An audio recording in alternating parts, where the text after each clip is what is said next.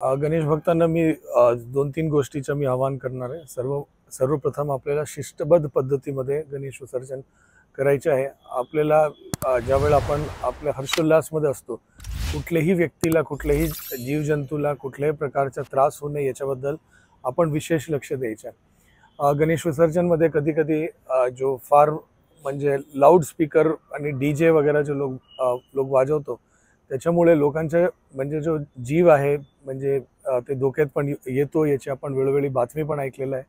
माझी सर्वांना विनंती आहे की कुठल्याही प्रकारचा त्रास ना तुमचे इतर गणेश भक्तांना व्हावा, कुठल्याही नागरिकांना व्हावा, कुठल्याही जंतूला होऊ नये, याच्याबद्दल विशेषतः प्रत्येकाने लक्ष द्यावं. हे माझी सर्वप्रथम आहे. दुसरं आहे की वेळेवर सुरू करा आणि वेळेवर विसर्जनची प्रक्रिया संपवा. त्याच्यामध्ये काय वेळची बंधन आहे, ते गोष्टीबद्दल आपण लक्षात घ्या आणि वेळेवर सुरू करून वेळेवर संपवा. कुठल्याही प्रकारची म्हणजे उशीर करू नये. आपण साजरा करताना अगर आपण वेळेवर सुरू केला आणि त्याच्यामध्ये पोलिसनी जो काही नियोजन आपल्याला मंजूर करून दिलेलं आहे, त्या अनुषंगाने आपण योग्यरीती म्हणजे विसर्जनची मिरवणूक काढा.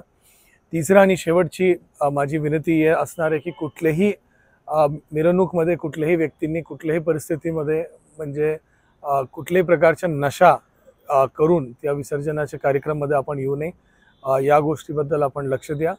हे अयोग्य आहे आणि आपल्याला लहान मुलं, परिवारजन, महिला वगैरेंच्या विसर्जनचे जो मिरवणूक आहे त्याच्यामध्ये त्याचा सहभाग आपण दरवर्षी पाहतोय की आपण वाढताना आपल्याला दिसतो आणि ते अजून यावर्षी वाढवावा. एक सुरक्षेचं वातावरण असावा, याच्यासाठी प्रत्येकाने लक्ष द्या. हे माझी 3 आव्हाने प्रत्येकांना असणारे जळगाव जिल्हाभरात.